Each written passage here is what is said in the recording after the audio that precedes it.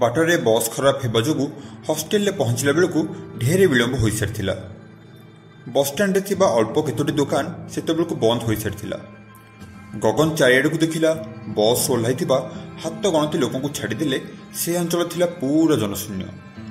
कांधरे ब्यागटी को भल भाव भिड़ी लंबा लंबा पाहुंड पकाई से हस्टेल अभिमुखे अग्रसर होगा लगिला।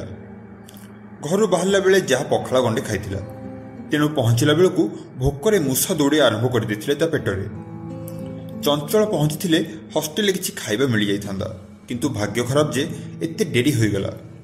बेला भल थिले ता सांगरे रहुथिबा सांग मानस पाखरे किछि खाद्य मिल जाई पारे नहले रातिरे पानी पी बिताया को पड़िबो। मां को देह खराब हेबा खबर पाई से काहाकू न जणाई गाँ को चली जाइथिला। से गाँ को जीवा कथा मध्य मानस को जणाई नथिला तथापि आसिला बेलू खंडे कागज रे लिखि देई आस्थिला के जानी मानस आखिरे से लेखा पड़िथिबो कि नहीं। बस स्टैंड रु किछि समय चलला परे से हॉस्टेल ले पहुंची गला। हॉस्टेल जगुथिबा बहादुर गेट खोलिया बेले अबोध भाषा कौन सब गुणुगुणु होई कही चलीगला। से एते मद पीथिला जे अंचलटा पूरा दुर्गंधरे फाटी पड़ुथिला। कौन कहू चाहूला ताकू ही जना। गगन केवल एतिकी शुणी पारला रूम नंबर 13 पिला तो सावधान हो रहिबो किंतु कौन पाई सावधान हबो बोली पचारला बेलू से पाटी आँ करी घुंगुड़ी मारिबार लागिला।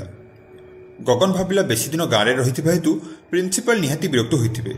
छाड़ से चिंता नहीं तांकु टिके तेल मारी गोड़ तले पड़गले बुढ़ा सब माफ करदेव। हस्टेल शेष आड़ को थिला रूम नंबर 13। बाकी सब रूम्र आलुओ लिभि सारी। अन्य दिने पिला माने राति सारा बारंडारे खुशी गमादरे माति थांती किंतु से दिन बारंडारे केही भी नथिले। चतुर्दिगरे केवल नीरवता विराजमान करुथिला।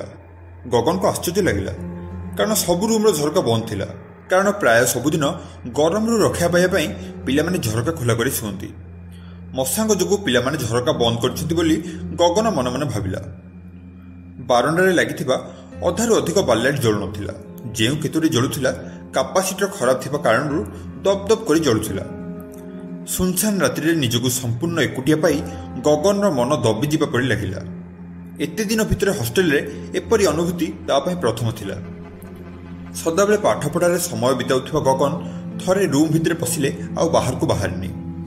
हॉस्टेल मेस रे पिला माने अनेक समय रे गंडगोल करंती बोली से निज रूम रे रोसई करी खाए। गगन सांगरे रूम रे रहुथिबा पिला होची मानस। पिला हिसाब रे बहुत भलो और भलो पाठ मध्ये पढुथिला मात्र कॉलेज रे सीनियर पिला माने ताकू सब समय रे हैरान कर चलथिले। अनेक समय से माने मानस को अपमानित करिया सहित बाड़िया पिटा मध्ये करंती। निरीह मानस सेमानक द्वारा अपमानित होई रूम रे बसी कांदे सिना किंतु किछि भी प्रतिवाद करि पारेनी। गगन ताकू सदाबले बुझाए जे दिने ना दिने से दुष्ट पिला माने ताको भूल बुझी परिबे और हैरान करिया बंद कर देबे किंतु सेमती किछि भी हुए ना। जहा हेले भी से माने धनिक श्रेणीर पिला थिले। सेमानक विरुद्ध रे प्रिंसिपल को अभियोग करिबार साहस काहार भी नथिला। मानस माई गगन किछि साहाय्य करि पार नथिला कारण सीनियर पिला मानक सहित शत्रुता करियार साहस ता मनरे नथिला। एमती याडू साडू भावी बारंडारे चलुथिबा समय गगन को लागिला ताकू पछरे केही जण अनुसरण करुछि।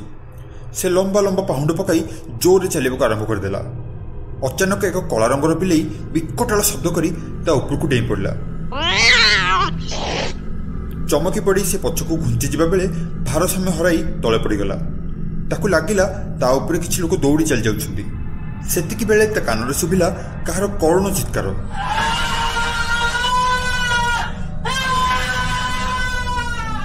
भୟରେ ता पंजर हाड़ थरी जीवा परी लागिला। भୟରେ से जोरे दौड़िया को लगिला और रूम रो कबाट को जोरे धक्का दे चित्कार करी कहला, अरे मानस मानस कुआडे गलु तू। किंतु आश्चर्यर कथा रूम रे केही भी नथिले आ रूम रो कबाट खोला थिला। गगन प्राण विकल रे रूम भितर को जाई कबाट केली देला। ता देहरु गम गम झाल बोहि जाउथिला और छाती भितरटा भयंकर रूप रे कंपमान होउथिला। एक भयानक भौतिक घटना को सद्य प्रत्यक्ष करथिबा गगन झाल रे गोटापण भिजी जाइथिला। किंतु रूम रे किछि समय रहिया परे ताकू शीत लागिला। काहेकि कि जानी रूम भितर तापमात्रा बाहर अपेक्षा कम थिला। काले मानस सोइथिबो बोली भाबी से धीर स्वर रे कहला, अरे मानस सांगो सोई पड़छु कि मते भीषण डर लागुछ रे, तू सुनुछु तो। किंतु कौन से उत्तर न पाई से मानस खट आड़ को चाहिए लगिला। से रूम रे पशिला बेलू लाइट जलुला ତେଣୁ ମାନସ ସେଠାରେ ଅଛି ବୋଲି ସେ ନିଶ୍ଚିତ ଥିଲା, କାରଣ ମାନସ ସ୍ୱଭାବରେ ଅତି ଡରୁଆ ଥିଲା ଓ ସେ ପ୍ରାୟ ସମୟ ଶୋଇବା ବେଳେ ଲାଇଟ୍ ଜଳାଇ ରଖୁଥିଲା। ହଷ୍ଟେଲ ରୁମ୍ରେ 2 ଖଣ୍ଡ କାଠ ଖଟ ପଡ଼ିଥିଲା। ଖଟ ପାଖରେ ଏକ ସାନ ଟେବୁଲ ପଡ଼ିଥିଲା ଓ ଖଟ ତଳେ ପିଲାଙ୍କ ଟ୍ରଙ୍କ ବାକ୍ସ ଆଦି ରହୁଥିଲା। ବହିପତ୍ର ସେହି ଟେବୁଲ ଉପରେ ରହୁଥିଲା। ପ୍ରାୟ ସବୁ ପିଲାଙ୍କ ଟେବୁଲ ଉପରେ ଶୋଭା ପାଉଥିଲା ଏକ 100 ଟଙ୍କିଆ ରେଡିଓ FM, ଯାହା ମନୋରଞ୍ଜନର ମୁଖ୍ୟ ମାଧ୍ୟମ ଥିଲା। ହଷ୍ଟେଲର ଗାଧୁଆ ଘର ଓ ପାଇଖାନା ଟିକେ ଦୂରରେ ଥିଲା। ଗଗନକୁ ଭୀଷଣ ପରିଶ୍ରମ ଲାଗୁଥିଲା, ମାତ୍ର ଗାଧୁଆ ଘର ଯାଇ ଯିବାକୁ ତାକୁ ସାହସ ହେଉନଥିଲା। ମାନସକୁ ଖଟରେ ନ ଦେଖି ସେ ଭାବିଲା ମାନସ ବୋଧେ ଗାଁକୁ ଯାଇଛି। କାଳେ କିଛି ଲେଖା ଛାଡ଼ିଥିବ ଭାବି ସେ ଚାରିଆଡ଼େ ଖୋଜିଲା, କିନ୍ତୁ କିଛି ବି ପାଇଲାନି। ବାରଣ୍ଡାରେ ଘଟିଥିବା ଘଟଣା ତା ମନକୁ ବାରମ୍ବାର ଆନ୍ଦୋଳିତ କରିଚାଲିଥିଲା ଓ ମନଟା ଦବିଗଲା ପରି ଲାଗୁଥିଲା। ହନୁମାନଙ୍କ ଫଟୋକୁ ମୁଣ୍ଡିଆ ମାରି ସେ ଚାଦର ଘୋଡ଼ାଇ ଶୋଇବାକୁ ବାହାରିଲା। ସେତେବେଳକୁ ସମୟ ପ୍ରାୟ ରାତି 2ଟା। ସକାଳ ପାହିବାକୁ ଅନେକ ସମୟ ବାକି ଥିଲା। କିଛି ସମୟ ଏମିତି ପଡ଼ି ରହିବା ପରେ ତାକୁ ଲାଗିଲା ରୁମ୍ ଭିତରେ କିଏ ଅସ୍ତବ୍ୟସ୍ତ ହୋଇ ଚଲାବୁଲା କରୁଛି। ଚାଦର ଭିତରୁ ମୁହଁ କାଢ଼ି କିଏ ବୋଲି ଦେଖିବାକୁ ତାର ସାହସ ନଥିଲା, କିନ୍ତୁ ସାହସ କରି ଚାଦର ଭିତରୁ ପଚାରିଲା, ଆରେ ମାନସ, ଆସିଲୁ କିରେ? କ'ଣ ବାଥରୁମକୁ ଯାଇଥିଲୁ ନା କ'ଣ? କୌଣସି ଉତ୍ତର ନ ପାଇ ମନଟା ତାର ଆହୁରି ଦବିଗଲା। କିନ୍ତୁ ରୁମ୍ ଭିତରେ କିଏ ଅଛି ବୋଲି ଦେଖିବା କଥା ସେ ଚିନ୍ତା ମଧ୍ୟ କରିପାରୁନଥିଲା। ତାକୁ ଲାଗିଲା ବେଳକୁ ବେଳକୁ ରୁମ୍ର ତାପମାତ୍ରା ଆହୁରି କମି ଚାଲିଛି। ତାକୁ ଭୀଷଣ ଜୋରରେ ଶୀତ ଅନୁଭୂତ ହେଉଥିଲା। ମେ ମାସର ଝାଳବୁହା ଗରମ ରାତିରେ ଏତେ ଥଣ୍ଡା କାହିଁ ଲାଗୁଛି ବୋଲି ସେ ଜାଣିପାରୁନଥିଲା। ଏମିତି କିଛି ସମୟ ବିତି ଚାଲିଲା। ପୁଣି କିଛି ସମୟ ଗଲା ପରେ କିଏ ଚାଲିବାର ଶବ୍ଦ ସ୍ପଷ୍ଟ ଶୁଭିଲା ଓ ସେ ଶବ୍ଦ ତା ଖଟ ପାଖରେ ଆସି ନୀରବ ହୋଇଗଲା। ସେ ପୁଣି ପଚାରିଲା, ଆରେ ମାନସ, ତୁ ତ? ସାଙ୍ଗ, ମୋତେ ବହୁତ ଡର ଲାଗୁଛି। ମୁଁ ପୁରା ତୋର ଭଲ ସାଙ୍ଗ, ମୋତେ ଡରାଇ ତୋତେ କି ଲାଭ ମିଳିବ କହିଲୁ? ଏତେ ସମୟ ପରେ ରୁମ୍ର ନୀରବତା ଭାଙ୍ଗି କିଏ ଜଣେ କହିଲା, ମୁଁ ମାନସ, ମୁଁ ତୋର କିଛି କ୍ଷତି କରିବିନି, ତୁ ଚୁପଚାପ ଶୋଇପଡ଼। କିନ୍ତୁ କଥାଟା ଗଗନକୁ ବଡ଼ ବିଚିତ୍ର ଲାଗିଲା। ମାନସ ତ ଏମିତି ଗମ୍ଭୀର ଗଳାରେ କେବେ ବି କଥା ହୁଏନି, ପୁଣି କ୍ଷତି କରିବା କଥା କହୁଛି କାହିଁକି? ସେ ଭାବିଲା ବୋଧେ ସେ ପିଲାମାନେ ମାନସକୁ ବାଡ଼ିଆ ପିଟିଆ କରିଛନ୍ତି ବୋଲି ମାନସର ମନ ଭଲ ନାହିଁ। ଆରେ ମାନସ, ମୁଁ ତ ଡବାରୁ ମୁଢ଼ି ଟିକେ ଖାଇଦେଇଛି, ଭୀଷଣ ଭୋକ ଲାଗିଲା ତ, ଖରାପ ଭାବିବୁନି। ହଉ ଠିକ୍ ଅଛି, କିଛି କଥା ନାହିଁ, ତୁ ଚୁପଚାପ ଶୋଇପଡ଼େ, ସକାଳ ହେଲେ କଥା ହେବା, ମାନସ ଗଭୀର କଣ୍ଠରେ କହିଲା। ରୁମ୍ରେ ମାନସ ଅଛି ବୋଲି ନିଶ୍ଚିତ ହେବା ପରେ ଗଗନ ମନରେ ସାହସ ଆସିଗଲା ଓ ଆରାମରେ ଚାଦର ଘୋଡ଼ାଇ ହୋଇ ଶୋଇ ରହିଲା। ତାର ମନ ହେଉଥିଲା ପଚାରିବାକୁ, ଆରେ ତତେ ଶୀତ ହେଉଛି ନା ମୋତେ ଏକା ଶୀତ ଲାଗୁଛି? କିନ୍ତୁ ମାନସର ଅବସ୍ଥା ଦେଖି ତାକୁ ପଚାରି ପାରିଲାନି। କିଛି ସମୟ ପରେ ତାକୁ ଲାଗିଲା କେହି ଜଣେ ବାହୁନି ବାହୁନି କାନ୍ଦୁଛି।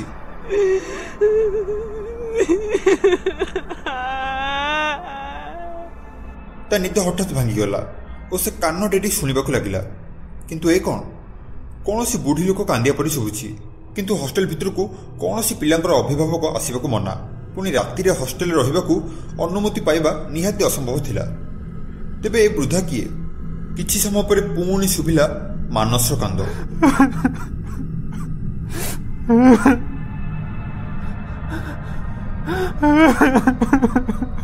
ସେ କାନ୍ଦରେ କ୍ରୋଧ ଓ ବିଫଳତାର ମାତ୍ରା ଅଧିକ ଥିଲା। ଲାଗୁଥିଲା ଯେ ଟେବୁଲ ଉପରେ ମୁଣ୍ଡ ବାଡ଼େଇ ବାଡ଼େଇ ଜୋରରେ କାନ୍ଦୁଛି। ଏସବୁ ଘଟଣା ସେ ରୁମ୍ ଭିତରେ ଘଟି ଚାଲିଥିଲେ ମଧ୍ୟ ଗଗନର ସାହସ ହେଉନଥିଲା ଯେ ମାନସକୁ ବୁଝାଇବା ପାଇଁ। ଯେତେବେଳେ ମାନସର କାନ୍ଦିବାର ମାତ୍ରା ବଢ଼ିଗଲା, ଗଗନ ହଠାତ୍ ବ୍ୟସ୍ତ ହୋଇ ଉଠିଲା। ସେ ପାଟି କରି କହିଲା, ଆରେ ମାନସ, କ'ଣ ହୋଇଛି ତୋର? କାନ୍ଦୁଛୁ କାହିଁ ତୁ? ମାଉସୀ ଆସିଛନ୍ତି କି? ଚୁପ୍ କର ଗଗନ, ତତେ କହିଲି ପରା ଚାଦର ଭିତରେ ରହ, ବାହାରକୁ ଦେଖିବାର ସାହସ ବି କରିବୁନୁ, ନହେଲେ ଭୟଙ୍କର ବିପଦରେ ପଡ଼ିବୁ। ସେତିକିବେଳେ ଗଗନ ଅନୁଭବ କଲା ନାରୀ ମୂର୍ତ୍ତିଟିଏ ଝଡ଼ ବେଗରେ ତା ଆଡ଼କୁ ମାଡ଼ି ଆସୁଛି। ମାନସ ଚିତ୍କାର କରି କହିଲା, ରହିଯା ମା, ସେଇ ଜାଗାରେ ରହିଯା, ମୋ ସାଙ୍ଗର କିଛି ବି ଦୋଷ ନାହିଁ, ତାକୁ ତୁ ଛାଡ଼ିଦେ, ତାର କିଛି ବି କ୍ଷତି କରନା ତୁ। ଚାଦର ତଳେ ଗଗନ ଗୋଟାପଣେ ଥରିବାକୁ ଲାଗିଥିଲା। ତାର ରକ୍ତ ପାଣି ଫାଟିଯିବା ପରି ମନେ ହେଉଥିଲା। ହୃଦୟର ଗତି ଏତେ ମାତ୍ରାରେ ତୀବ୍ର ହୋଇସାରିଥିଲା ଯେ ତାକୁ ଲାଗୁଥିଲା ଯେକୌଣସି ସମୟରେ ତା ଛାତି ଫାଟିଯିବ। ବେକରେ ପଡ଼ିଥିବା ହନୁମାନଙ୍କ ଲକେଟକୁ ସେ ଜାବୁଡ଼ି ଧରି ମନେ ମନେ ହନୁମାନ ଚାଳିଶା ବୋଲିବାରେ ଲାଗିଥିଲା। ହଠାତ୍ ରୁମ୍ ଭିତରେ ଭୀଷଣ କୋଳାହଳ ଶୁଭିବା ଆରମ୍ଭ ହୋଇଗଲା। ବିକଟାଳ ଚିତ୍କାର ଓ ବୁକୁ ଫଟା କ୍ରନ୍ଦନ ସହିତ ଦୁମଦାମ ଶବ୍ଦରେ ରୁମ୍ ଭିତରଟା ପଡ଼ୁଥିଲା ଉଠୁଥିଲା। ମାନସ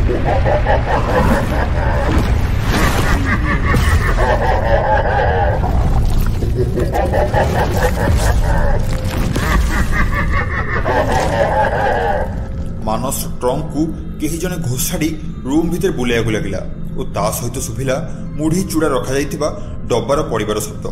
ପଚା ମାଂସର ଗନ୍ଧ ସାଙ୍ଗରେ ମିଶ୍ରିତ ହୋଇ ଚାଲିଥିଲା ପୋଡ଼ା ମାଂସର ଗନ୍ଧ ଓ ରୁମ୍ ଭିତରଟା ବେଳକୁ ବେଳ ପୈଶାଚିକ ହୋଇ ଚାଲିଥିଲା। ତା ସାଙ୍ଗକୁ ବିକଟ ଚିତ୍କାର ଗଗନ କାନରେ ଗୁଞ୍ଜରିତ ହେବାକୁ ଲାଗିଲା। ରହିଯାରେ ଧନ, ମୋ ସୁନାଟା ପରା, ମୋ କଥା ଥରେ ଭାବ, ଏମିତି କିଛି କରନାରେ ପୁଅ, ତତେ ମୋରାଣ। ଏମିତି ସବୁ କହି ବୃଦ୍ଧା ଜଣେ ରାହା ଧରି କାନ୍ଦି ଚାଲିଥିଲେ। ଅଚାନକ କିଛି ଭାରି ଜିନିଷ ଝୁଲିବା ସହିତ ଗଁ ଗଁ ଓ ହାତ ଗୋଡ଼ ଛାଟିବାର ଶବ୍ଦ ଶୁଭିଲା। ପୁଣି ଶୁଭିଲା ବୃଦ୍ଧାର କରୁଣ ଚିତ୍କାର। ବୃଦ୍ଧାର ଚିତ୍କାର କାହିଁ କେତେ ଗୁଣରେ ବଢ଼ି ସାରିଥିଲା ଓ ସେ ପୈଶାଚିକ ସ୍ୱରରେ କହି ଚାଲିଥିଲା ଯେ କାହାକୁ ଛାଡ଼ିବିନି, ସମସ୍ତଙ୍କୁ ମାରିଦେବି। ମୋ ପୁଅକୁ ଯିଏ ସବୁ ମାରିଛ ମୁଁ କାହାକୁ ଛାଡ଼ିବିନି।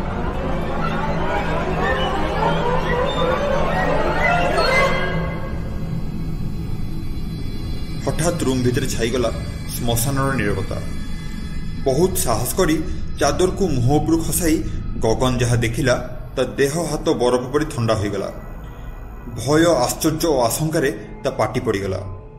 ତା ସାମ୍ନାରେ ଝୁଲୁଥିଲା ମାନସର ମୃତଦେହ।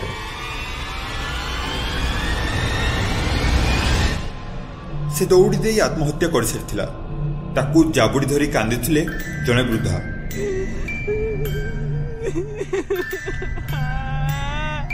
ମାନସର ମୁହଁକୁ ଗଗନ ନିରେଖି ଦେଖିବା ସମୟରେ ମାନସର ଆଖି ଖୋଲିଗଲା।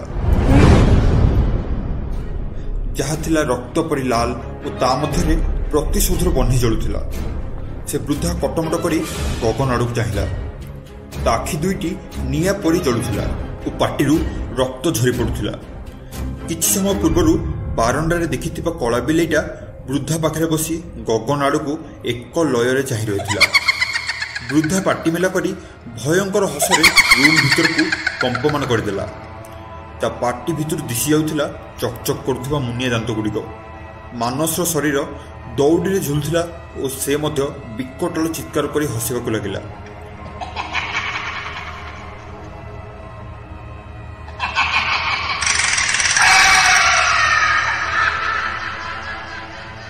ଭୟଙ୍କର ଭାବରେ ଥରିବାକୁ ଲାଗିଲା ଗଗନ ଓ ନିଜର ମୃତ୍ୟୁ ଅବଶ୍ୟ ଭାବି ଚିତାଶୂନ୍ୟ ହୋଇପଡ଼ିଗଲା। ଘଟଣା ପରଦିନ ଗଗନକୁ ଚେତାଶୂନ୍ୟ ଅବସ୍ଥାରେ ଉଦ୍ଧାର କରାଗଲା। ବେଶ କିଛି ଦିନ ମେଡିକାଲରେ ପଡ଼ିବା ପରେ ସେ ଭଲ ହେଲା। ସେ ପରେ ଜାଣିବାକୁ ପାଇଲା ଯେ ଗାଁକୁ ଯିବାର କିଛି ଦିନ ମଧ୍ୟରେ ସିନିୟରମାନଙ୍କ ଅତ୍ୟାଚାରରେ ବ୍ୟଥିତ ହୋଇ ମାନସ ସେହି 13 ନମ୍ବର ରୁମ୍ରେ ଦୌଡ଼ି ଦେଇ ଆତ୍ମହତ୍ୟା କରିଦେଇଥିଲା। ଏକମାତ୍ର ପୁଅର ମରିଆ ଖବର ପାଇ ମାନସିକ ଆଘାତ ପାଇ ମାନସର ମା ମଧ୍ୟ ହୃଦଘାତରେ ପ୍ରାଣ ହରାଇଥିଲେ। ମାନସର ମୃତ୍ୟୁ ପରେ ହଷ୍ଟେଲରେ ଆରମ୍ଭ ହୋଇଯାଇଥିଲା ବିଭିନ୍ନ ଲୋମହର୍ଷକ ଭୌତିକ କାଣ୍ଡର ଅସରନ୍ତି ଘଟଣାକ୍ରମ। ମାନସର ଆତ୍ମହତ୍ୟା ପାଇଁ ଦାୟୀ ଥିବା 4 ଜଣ ସିନିୟର ପିଲା ବଡ଼ ଆଶ୍ଚର୍ଯ୍ୟ ଭାବରେ ପ୍ରାଣ ହରାଇଲେ। ଜଣେ ପିଲା ଟ୍ରେନ୍ ସାମ୍ନାରେ, ଜଣେ ନିଜ ହାତ ଶିରା କାଟି, ଆଉ ଜଣେ ଛାତରୁ ଡେଇଁ ଓ ଆଉ ଜଣେ କେମିଷ୍ଟ୍ରି ଲ୍ୟାବ୍ରେ ଏସିଡ୍ ପିଇ ଆତ୍ମହତ୍ୟା କରିଥିଲା। ହଷ୍ଟେଲ ପିଲାମାନେ ଧୀରେ ଧୀରେ ହଷ୍ଟେଲ ଛାଡ଼ି ବାହାରେ ମେସ୍ କରି ରହିବା ଆରମ୍ଭ କରିଦେଇଥିଲେ। ଏହି ଘଟଣା ଘଟିବାର ବହୁତ ବର୍ଷ ବିତିଗଲାଣି ଓ ଲୋକମାନଙ୍କ ମନରୁ ପ୍ରେତାତ୍ମାର ଭୟଙ୍କର ପ୍ରତିଶୋଧର କାହାଣୀ ଲିଭି ଆସିଲାଣି। କିନ୍ତୁ ଏବେ ବି ହଷ୍ଟେଲର ରୁମ୍ ନମ୍ବର 13 ଖାଲି ପଡ଼ିଛି। କାହାର ସାହସ ମଧ୍ୟ ନାହିଁ ଯେ ସେ ରୁମ୍ରେ ବା ତା ଆଖପାଖର ରୁମ୍ରେ ରହିବାର। ହଷ୍ଟେଲ ପିଲାମାନେ ଏବେ ବି କୁହନ୍ତି ସବୁଦିନ ରାତିରେ ଏକ ଛାୟା ମୂର୍ତ୍ତି ହଷ୍ଟେଲ ବାରଣ୍ଡାରେ ବ୍ୟସ୍ତ ହୋଇ ଚଲାବୁଲା କରେ ଓ 2 ଆଣ୍ଠୁରେ ମୁହଁ ମାଡ଼ି ବଡ଼ ବିକଳ ହୋଇ କାନ୍ଦେ। କେଜାଣି କିଏ ସେ ଛାୟାମୂର୍ତ୍ତି? 13 ନମ୍ବର ରୁମ୍ର ମାନସ ନୁହେଁ ତ?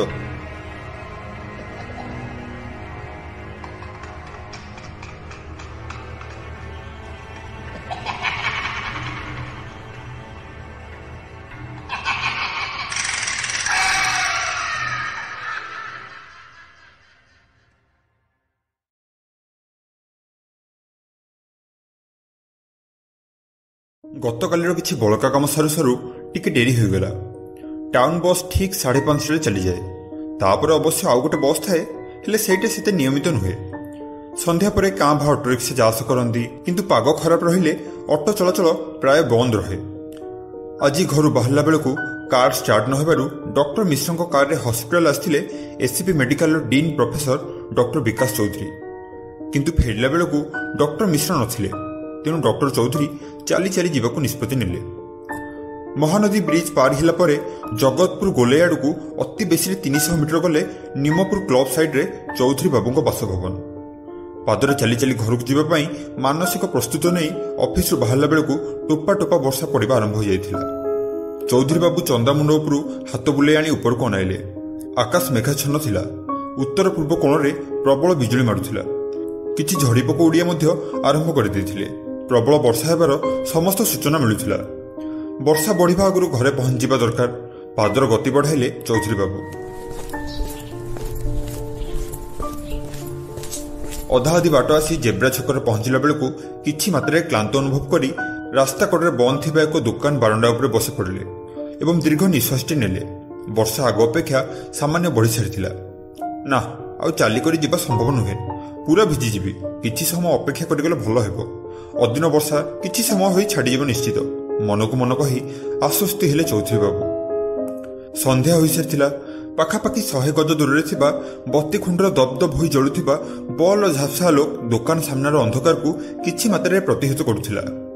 सहर रूट रे अल्प केतोटी टाउन बस जास करती। से सबु बस मानकर यातायात समय बाबद अवगत नथिले भी परवर्ती किछि समय भितर बस टी मिल जिवो बोली चौधरी बाबूंकर दृढ़ विश्वास थिला। 5-7 मिनिट पर द्रुत गति आसुथिबा मोटर बाइक टीए से दुकान सामने अटकिला।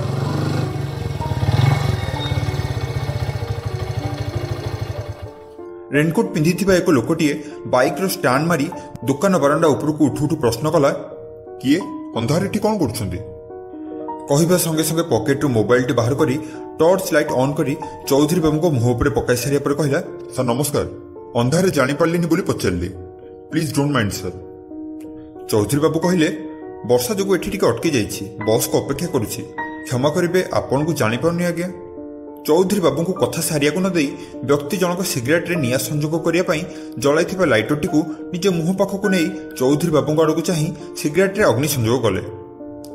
पुलाए धुआं भितर को नै बाहर करू करू कहले, नाई सर आपण मते जान नाहंदी, हेले मु आपण को प्राय 15 वर्ष तळु जाने।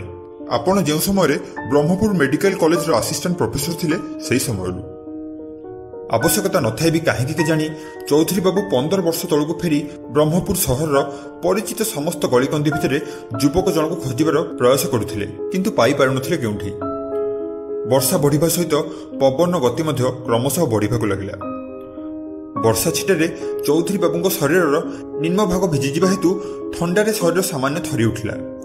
जाकी जिकी होई आउ टिके कांथ आड़कू घुंची जिबा बेलकू युवक जनक परिधान करथिबा रेनकोट को बाहर करी तांको आड़कू बढ़ाई देउ देउ कहिले, sir if you don't mind you can take this to keep yourself comfortable. ओते हेबार मते किसी प्रॉब्लम नाही सर।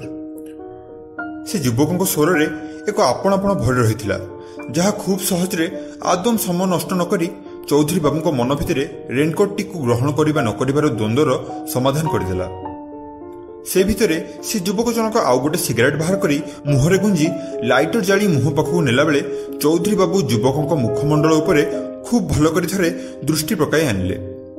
एबे तांको लागिला चेहराटी को से केबे आगरु देखिछंती, स्पष्ट मने पड़नथिला। निविष्ट चित्तरे से विषय भाबुथिला बेले नीरवता भंग करी युवक जनक कहले, however sir I am feeling so fine and relax now. दीर्घ 15 वर्ष धरी बोही चलथिबा गोटे बोझ आज मो मुंडरू ओल्हे गला। आश्वस्ति भरा खूब दीर्घ निश्वास छाड़ी से युवक जनक पुणी कहले, वर्षा छाड़ा पड़ी मन होनी, शेष सिटी बस टी आसबार समय हो गलानी, अल्प समय भितर आसीजिव, मु एथर आसुची सर। चौधरी बाबू पदे आउ किछि कहबा आगरु युवक जनक बाइक रे स्टार्ट मारी पछकु फेराई जे आड़ू आसथिले सेही आड़ू द्रुत गति रे जाई मुहूर्तक भितरे दृष्टि परिसर बाहर अंधार भितर मिसिगले। से अल्प समय भितर जहा किछि घटिगला ताहा चौधरी बाबू को केमती गोटे गोलक धंदा भितर छंदी पकाउथाए। दूररू सिटी बस हर्न भाबिबाकू समय देलानी।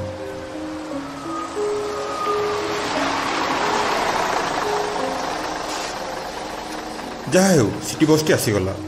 रास्तार अपर पार्श्व को जाई बस टी को अटकीबा पई हाथ माले चौधरी बाबू। बस रहिबा मात्रे तरबर होई उपरकू उठी जाई सामने खाली थिबा सीटे बसी पड़ी कई मुहूर्त तलर अनुभूतिर से युवकों कथा भाबिया भितर बस तांको स्टपेज पहुंच सारिथिला। कंडक्टर हाथ को 5 टंकिया कॉइनटीए बढ़ाई दे ओह्लई पड़ी क्षिप्र गति घर आड़क चलवा आरंभ करदे। बस स्टप ठारू घर अति बेसी 100 मीटर दूर हेब। गेट खोली डोर पाखे पहुंची कॉलिंग बेल स्विच प्रेस करने पूर्व द्वार खोलीगला। पत्नी सौम्या तांको आसिबाकू चाहि बसिथिले। घर भितर पशु पशु सौम्या कहले भल है तम सह से पिलार देखा होगला। को पिला से कौन एठिकी भी आसथिला?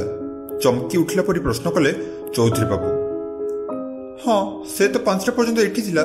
वर्षा आरंभ होला परे तुमको फोन कला बेले फोन स्विच ऑफ थिला। तापर से पिला तुमको फोन करी कहला कि तमे को दुकान पाखे अटकीछ। बहुत व्यस्त थिला से तुमको बाटर देखा करी कथा होई चली जीवो बोली कही बाइक नहीं चलीगला। बेस भद्र और सुधर पिलाटी थिला। तुमको देवाई कही ए लफापाटी रखी जाइछि। ए सब कथा कही सारी टीपाई आड़ को आंगुठी देखाई किचेन को चलीगले पत्नी सौम्या। चौधरी बाबू किसी बुझी पारुनथिले। सोफा पर बसी पड़ी टीपाई उपरे पेपर वालेट तले थिबा लफापाटी खोली पढ़िबा आरंभ करिया मात्रे तांको देह झालाई उठिला। चिठी लिखा हिथिला सर आपन को मने थाई पारे आज को ठीक 15 वर्ष तले आपन ब्रह्मपुर रो एमकेसीजी मेडिकल कॉलेज रो असिस्टेंट प्रोफेसर थिले।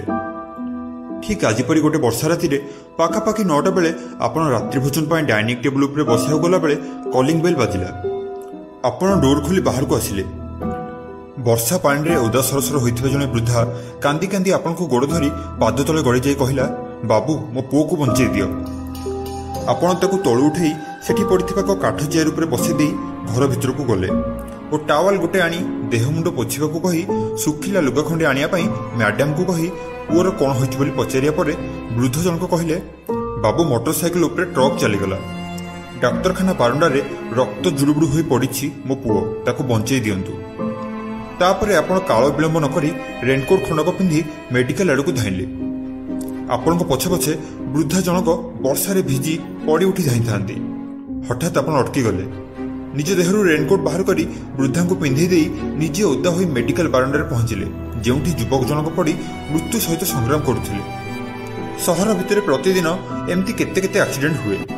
तेणु मेडिकल कौन डॉक्टर किंबा कौन स्टाफ कहीं जड़े भी ता आड़क सामान्य गुरुत्व देउनथिले। एमती कि चाहू भी नथिले। मुहूर्ते विलंब न करी नर्स और असिस्टेंट मानक डाकी ऑपरेशन थिएटर को नहीं युवकटीर प्राण बंचाइबा पई अप्राण उद्यम करिया सत्वे भी निराश हेले। कारण एकाधिक अंगरे भेन कटि जाइथिबारु शरीर सबुजांग रक्त बोहि जाइथिला। रोगीटी को मृत घोषणा करी भेंटिलेटर अलगा करी मुह उपरे धला चदर पकई देथिले। आपण मृत युवकर खोला थिबा आखिटी को मध्य बंद कर देथिले एवं तापरे गोटे दीर्घ निश्वासटी छाड़िले। सते जेपरी आपण आखि सामने जीवन प्रथम थर पई अति आपणार भेजणे चलीगले। अल्प समय आगु शरीर छाड़ी मोर आत्मा ओटी भितर थी मो मार निश्चल आखिर संपूर्ण स्थिर डोल आपणकर एक महनीय चित्र को देखुला। सहर रे जन्म होई सहर भितर बड़ हवा भितर अनेक डाक्तर देखी किंतु सेतिक बेले मोर अनुभव है जमती मु प्रथम थर जड़े डॉक्टर को देखी। तापर आपण आंबुलांस जोगाड़ करी युवक जनक शव को नहीं वृद्धा को घर को जावाई बंदोबस्त कर सारी शवदाह संस्कार वृद्धा को पिंधे देथिबा रेनकोट पॉकेट रे 200 टंका रखी देथिले। से युवक थी मु और से वृद्धा थिले मो माँ। दुनिया भितर माँ को छाड़ी मोर निजर बोली हाउ केही नथिले और मु मरी सारी मध्य दुनिया छाड़ी पार नथिले। एबे को ठीक 5 वर्ष तले आज परी एक वर्षमुख राति रे मो माँ मृत्यु सहित लड़ुथिबा बेले मु ता पाखरे थाई सुधा ता पई किछि करि पार नथिली। एमती कि पाखरे थिबा पानी ग्लास रु पानी टोपाट नहीं ता मुहर मध्य दे पार नथिली। से ता देह छाड़ी आसिया मात्रे मते देखि असंभव खुशी होई गला। माँ पुओ दुहे मिसी सांग होई आरपारी को बाहरला बेले आखि सामने पड़गला कांथरे होलुथिबा आपण मो माँ को पिंधे देथिबा से रेनकोट। आम पाखरे दीर्घ दिन धरी रही आसुथिबा आपण परि जने भल लोकर शेष स्मृति को आपण को न फेराई चली जावाकू विवेक बाधा देला। सेठी को पिंधि देई सीधा चली ब्रह्मपुर मेडिकल को। आपण को देखा पाइली नहीं। खूब व्यस्त लगिला। से दिनठू दीर्घ 5 वर्ष धरी प्रतिदिन जाए आपण को न पाई फेरे। भाग्य को गतकाली मेडिकल ले जने डॉक्टर फोन रे आपण सहित किछि कथा होथिबार सुनली। कथबार्ता बुझिली से होउछन्ती आपण को पुओ डॉक्टर सौम्यरंजन एवं आपण कटक मेडिकल कॉलेज रो डीन अछन्ती। तांको कथारु एतिक मध्य जानली जे आपण निमपुर रे घर कर रहउछन्ती। ए सब जानिबा परे मु सीधा आसी पहुँचली आपण को घरे। तापर सब कथा आपण जानिछन्ती तेणु लेखिबा आवश्यकता नाही। आज आपण को रेनकोट फेराई देला परे अपरी प्रकार आनंद अनुभव करुछि मु। मत लगुच सत जमी जीवन काल में देखि सबुठ हृदयवान डॉक्टर को बहुत वर्ष न देथिबा पाउना किछि मात्रा परिशोध कर पारली। हाँ, पकेटे 200 टंका आपणकर विदाय डॉक्टर। युवकर मुह स्पष्ट दिशी जाउथिला। चिठीटी को पढ़ी सारा पर भांगी बाँ पकेटे पुराई देले डॉक्टर चौधरी। आखि सामने सौम्या चा आनी टी पाई उपर रखा जाइथिबा चा कपटी को उठाई नेउ नेउ रेनकोट पकेटू मोड़ी मुकुच हो रही 200 टंका बाहर करी सौम्या हाथ को बढ़ाई दे डॉक्टर चौधरी कहले, काली सकाळे गले ए टंकार टिके भोग लगेदेव।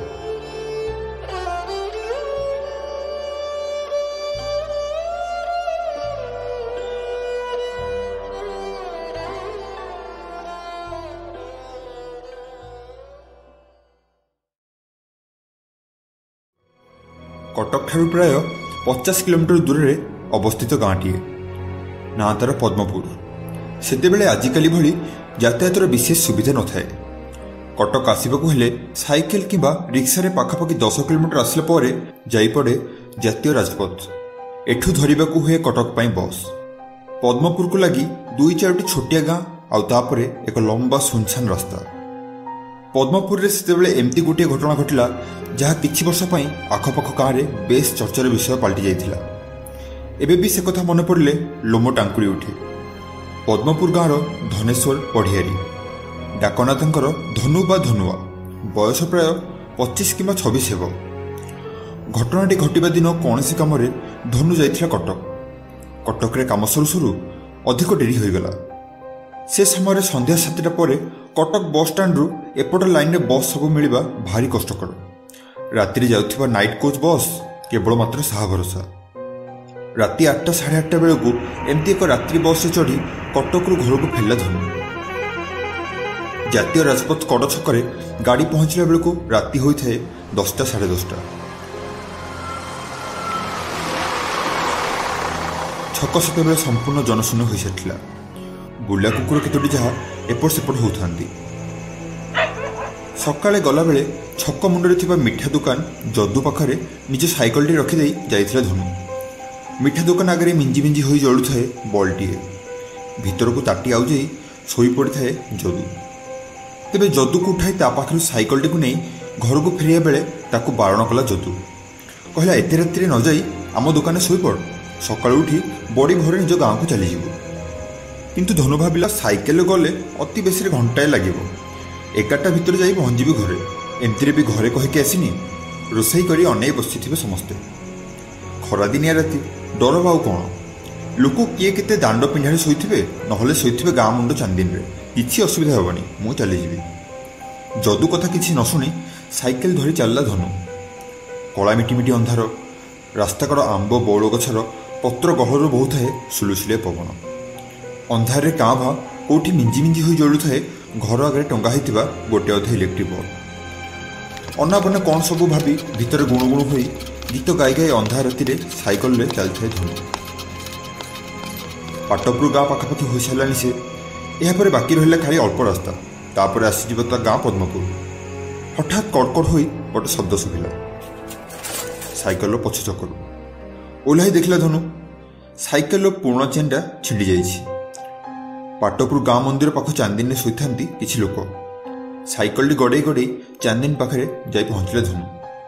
सेठी तार जणे परिचित व्यक्ति पाखे साइकेलटी रखी गाँ को चली चली जावाकू निष्पत्ति कला। साइकेल को सेठी रखिदे चली चली बाहरी पड़े धनु। निछाड़िया रास्ता रास्ता मझे चली जाऊ जाऊ कहीं जानी धनु को टिके डर डर लगिला। एते बाट साइकेल चले आसला बेले तो डर भय किसी जना पड़ नाला। एबे एमती कहीं लगुच के जानी एमती भाभी भाभी धनु आगू बढ़ी चली था। पाखरे थिबा बाउंस बुदारू कटकट शब्द शुभिला। तेबे बाउंस बुदारू एमती किसी शब्द आसवाटा नुआ कथा नुहे। किंतु धनु को कहीं के जानी आज ये शब्दटा भारी छानिया कर पकाए। तेबे किछि बाट आगू गला परे धनुर नजर पड़ला रास्ता पाख गोचर पड़ियारे। रास्ता को लगी गोचर पड़ियाटी होउछि पाखआख गाँवर श्मशान पड़ियाटी। एठी पाखआख 2-4 गाँवर केते जे लोकंको शव पोता होइछि ताहा कल्पना बाहर। एमती कि गाईटीए कि कुकुरटीए मले ता शवको भी टाणी आनी ए पड़ियारे पकाई दी चली जाती गाँ लोके। ए सब कौन भावुछि कही मनर बाज्य भावना सबू दूरे देवाई अष्टप्रहरी कीर्तन रे गाउथिबा गीत को बड़ पाटे गाई गाई चलला धनु। हेले मनर डर जमा जाऊन थाए। रास्ता सरू न थाए। मने मने भाविला रिक्शा गोटे मिल जाता कि जिते पैसा नेले नेउ पछे रिक्शा रे बसी पलांती। ठीक एतिकी बेले पछपट शुभिला ट्रिंग ट्रिंग शब्द। अंधार राति, मुह को मुह दिशुनी। रिक्शाटी चलई पुणी किए आसुची। रिक्शाटी धनुर पाखापाखि आसी पहुंचला। भाई आगू जाऊछु कि मते टिके नहीं जानतो, पद्मपुर जाए जीवी मु। ब्रेक लगे छिड़ा कला रिक्शाटी को लोकटिए। मुंड हल्ले संकेत देला रिक्शा रे बसिया पे। धनु रिक्शा पछपटे बसी पड़ी गोटे दीर्घ निश्वास छाड़ला। पिंडरे जेमती प्राणटी पशिगला। रिक्शा वालाटी पेडाल मारी मारी रिक्शा को आगू बढ़ाइला। रिक्शा वालाटी मुंडर गोड़ जाए घोड़े होता है गोटे कला लुगाटीए। चढ़ला बेले धनु ता मुहटी को भलसे देखी पारानी अंधार रे। चुपचाप किछि न कही पेडाल मारी चलता है रिक्शा वालाटी। अंधार राति हेले भी रास्ता चिन्हिबार किछि असुविधा हो न थाए। दुई पटे खाली खोला बिल। सुनसान परिवेश को हल्का करिया धनु पचारला, भाई कुआडे जाइथिलो कि भड़ा नहीं एते राति रे फेरुछ, तमर को गां? किंतु रिक्शा वालाटी सेमिति निर्बाक होई रिक्शा चलाउଥାଏ। किचु किछि हेबार नाही। धनु मन मन भाविला निशा पानी पकई दीछि बोधे। पुणी थर पचारला धनु, कौन भाई एमती चुपचाप चलछ, कौन होइजे, मन भल ना कि तुमर? किछि कहून जे? किंतु एथर रिक्शा वालाटी रिक्शाटी को अटकाई पछकु बुली चाहिला। अंधारे घोड़े होइथिबा लुगा भितरु मुहटी स्पष्ट बारी हेउ नथिला। रिक्शा वाला बढ़ाई देला ता डाहाण हाथटी धनु आड़कू। लुगा भितरे हाथटा देखा जाउ नथिला, किंतु धीरे धीरे से हाथ उपरु पछकु टाणी नेला ता लुगा। हे भगवान, ए कोन? देह शीतई उठला धनुर। झाई झाई होइगला कान आ मुंड। शून्य भासिया भली लागिला ताकू। हाथ जगार थिला केवल हाड़, मांस चमड़ा आउ किछि नाही ता उपरे। केवल धला लंबा हाड़ आउ हाड़ आगे 5टी आंगुठी। रिक्शारू डेई पड़ी चित्कार करी गाँ आड़क दौड़े लगे धनु। एक मुआ हो धाई गाँ मुंड ठाकुराणी मंदिर पाखे धई सई हो जा पड़गला धनु। देहरु बहुଥାଏ गमगम झाल। चित्कार शुणी आखपाखे शोथे लोक मैंने धड़पड़ हो उठी पड़े और धाई आसिले धनु आड़क। टर्च चालू मुह को पकई चिन्हिले धनु को। हेले धनुर चेता न थाए। चेता शून्य हो पड़ रही से गाँ दांडे। सकाळु पद्मपुर गाँटा सारा गोटे चर्चा। पोखरी नहीं झाड़ा पड़िया जाए, बिल हुड़ारू नहीं दांड पिंढा जाए। सबुठी काली रातिर भूत उपरे आलोचना चली थाए। किए कहला मशाणी पड़ियारू जीवंत भूतटिया उठी आसी, तो किए कहला ना से भूत एठिकार नुहे, बाहर जगह चली आसी बोधे। केते जण ए भूत को आगरू थरे अधे सेठी सामना करथिबार मध्य कहले। एणे धनुर अवस्था कहले न सरे। रातिर घटना पर खूब भय पाई जाइथिले से। घरे एकुटिया क्षण बसिले रातिर दृश्य लेउटी आसुଥାଏ। ताकू लागला जेमती घर आटू उपरे बसछि भूतटिए और ता आड़कू हाथटी लंबाउछि। एमती भावना धनु को अस्तव्यस्त करि पकाउଥାଏ। संध्या बेलू पाख गाँव गुणिया आसी झाड़ी देगला धनु को। हाथ में डेउड़ियाटीए मंत्राई नाली सूतरे बांधिदेला से। हेले धनुर विशेष किसी परिवर्तन हेलानी। सबुबेले डरला डरला परि रहिला से। खाइबा पीबार जमा आग्रह देखलानी से। कहा सहित मिलामिशा नकरी सबुबेले चुपचाप हो बसुଥାଏ। दिनकू दिन दुर्बल होगाकू लागिला धनु। गाँवर मुरबी लोक मैंने परामर्श देले धनु को थरे नहीं डाक्तर को देखी आनिया पाई। जहाँ को आम भूतप्रेत बोली भावुचे, आजिकल विज्ञान जुगरे डाक्तर मैंने ताको मानसिक रोग बोली कहते। भल हे डाक्तर पाखे टिके देखाई आनिबाटा। यही सब कथा शुणी धनुर घर लोक धनु को डाक्तरखाना नहीं गले। डाक्तर बाबू आसी परीक्षा रिपोर्ट पर थरे आखि बुले नेले। कागज किसी मेडिसिन लिखिदे पाखरे ठिया होइतिबा धनुर बापा हाथ को बढ़ाई देले एवं कहले व्यस्त हबार किछि नाही, सब नॉर्मल अछि। मेडिसिन लिखि देछि, ए कागजरे नहीं मेडिसिन दुकान रू मेडिसिन नहीं आसो। बड़ डाक्तर बाबू आसी थोड़े देखिदेला परे तम माने घर को चली जिवो। डाक्तर बाबू प्रेस्क्रिप्शन धरे दे पाख कोठरी को चली गले रोगी देखिबा पई। कागजटी को नहीं औषध आनिया पई चली गले धनुर बापा। काली अपेक्षा आज टिके सुस्थ देखा जाउथिला धनु। एही समय रूम भीतर को पशि आसिले बड़ डाक्तर बाबू। धला सार्ट उपर पिंधांती धला कोटटीए, धला केश तल को कान उपर लगाई थांती मोटा कला फ्रेम वाला चश्मा। बेड पाखक आसी धनुर बाँ हाथटा को टिके ऊपर को टेकी दे नाड़ी परीक्षा करू करू कहले, लगुच बहुत डरी जाइथिलो तमे सेदिन राति रे, हेले एबे किछि व्यस्त होबार नाही, सब ठीक अछि। टिके स्मित हास्य करी पचारले, अच्छा तमे सेदिन राति रे प्रकृत रे कोन देखिलो? धनु कहला सेदिनर कथा, केमती अंधार राति रे रिक्शा वालाटी ताको देखि देथिले ता हाथ। डाक्तर बाबू सब शुणिले ଏବଂ गोटे दीर्घ निश्वास छाड़िले। धला कोट तलू निज डाहाण हाथटी को धनु आड़ को बढ़ाई दे कहले, देखिल ठीक केमती थिला कि से हाथटी। किछि समय पर नर्स जने कोठरी भितर को आसी चित्कार कर उठिले। तांको चित्कार सुनी डाक्तर और अन्य कर्मचारी माने दौड़ी आसिले। से माने आसी देखिले धनु बेड उपरे काठ पड़ी पड़ी थाए। हाथ दुईटी अधा ऊपर को टेका होई रही थाए। ढीमा ढीमा आखि दुईटी चाहि रही थाए छात को। ऊपर बुलु थाए चौड़ा डेणा वाला माटिया फैनटी। हेले धनुर आखिर पलक आ बंद हेउ न थाए।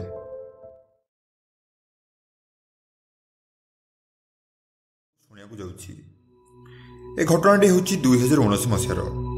से दिन थिला 26 जनवरी। साधारणतंत्र दिवस पाई पिलांको मध्यरे बहुत उत्साह थिला। स्कूल पक्षरु सब आयोजन मध्य करा जायतिला। मु स्कूल पियन होइतिबारु मते टिके जल्दी जाई सजासजी करिया को पड़ला। दीर्घ 5 वर्ष धरी से स्कूल रे काम करि आस्थिबारु मोर हेडमास्टर सहित टिके भल चिन्हा परिचय थिला। से दिन तांको देह भल नथिबारु पताका उत्तोलन परे से जल्दी घर को चली गले एवं मते संध्या पूर्वरु पताकाटी को काढ़ी ऑफिस रे रखि देबा पई कहिले।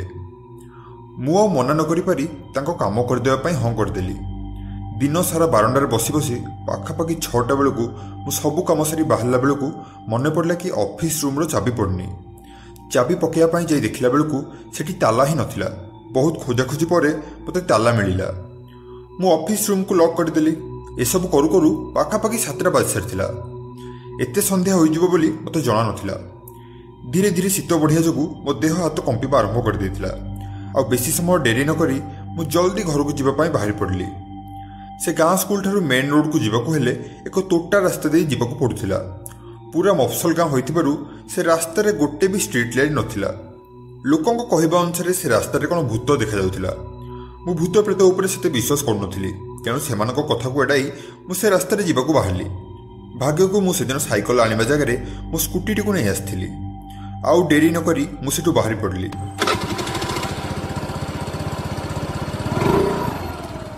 तोटा रास्ताटी बहुत खालढिप होइतिबारु मते धीरे धीरे गाड़ी चलाइया को पड़ुथिला। मो जीवन रे मु एमती खराब रास्ता रे केबे भी ड्राइव करनथिली। रास्तार अवस्था रो जना पड़ुथिला जे बहुत कम लोक एपटे जीवासिया करंती। एमिति आगो को जाऊ जाऊ हठात मो गाड़ी चक गोटे बड़ खाल पड़ जिबारु मो गाड़ी संतुलन हराई बसिला एवं मु जोर रे रास्ता कड़े पड़गली।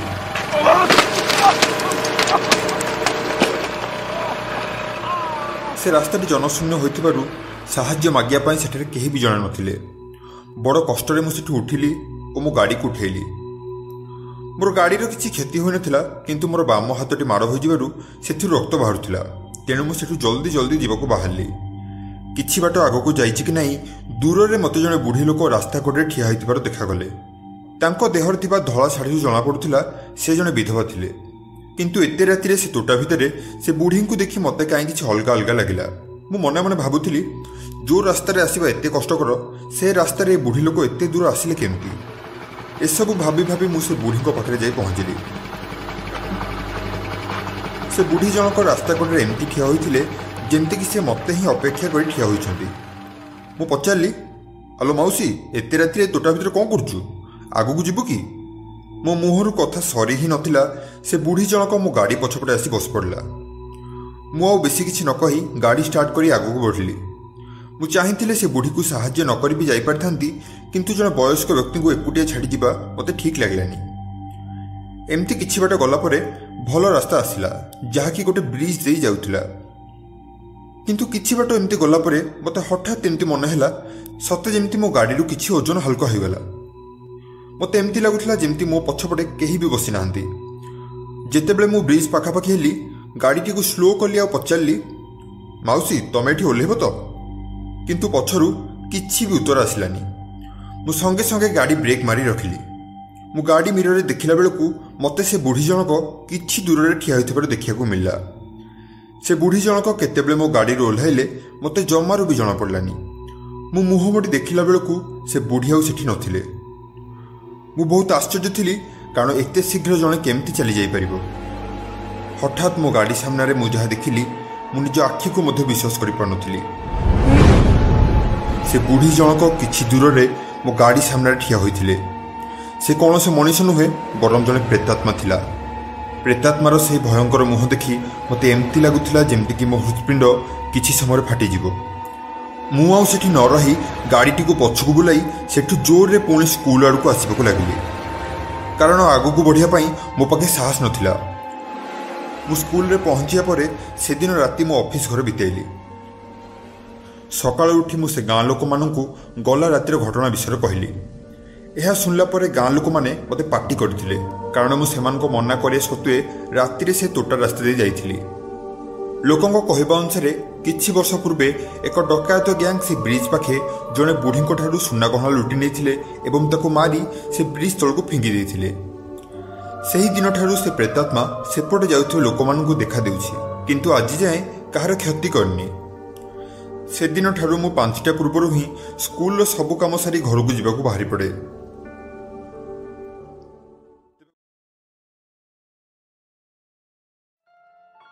से दिन थिला डिसेम्बर मास 31 तारिख।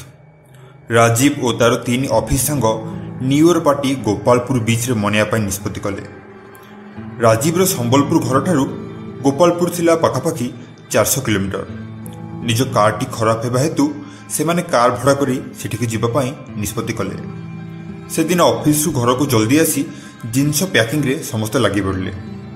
राति पाखापाखि 10टा बेलू कार आसी घर सामने लगिला।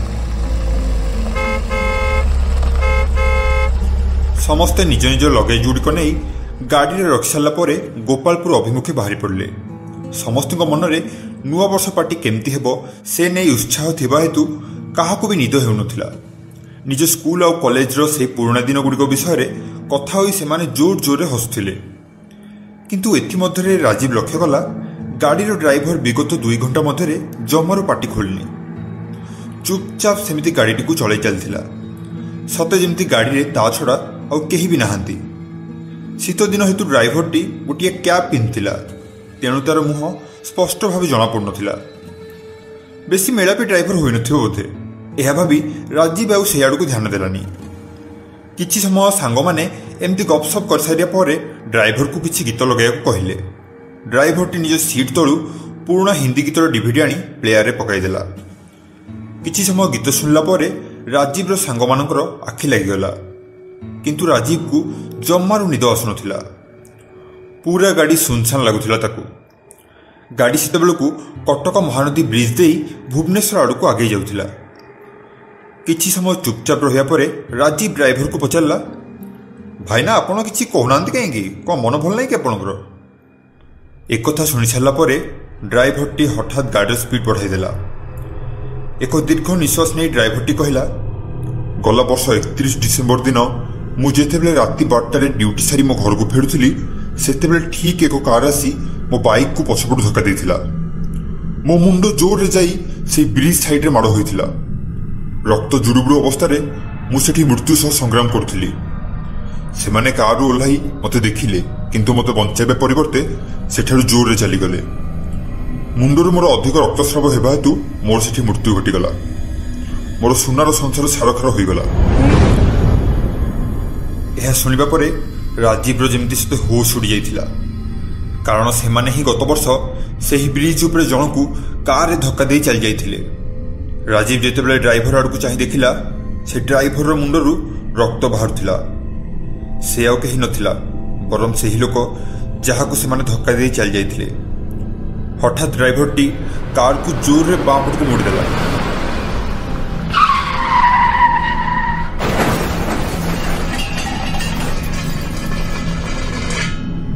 राजीव आउ तो सांग मानकर न्यू ईयर प्लान अधूरा रहीगला, कारण ब्रिज तलू पड़िबा परे सेमानको मृत्यु घटिथिला।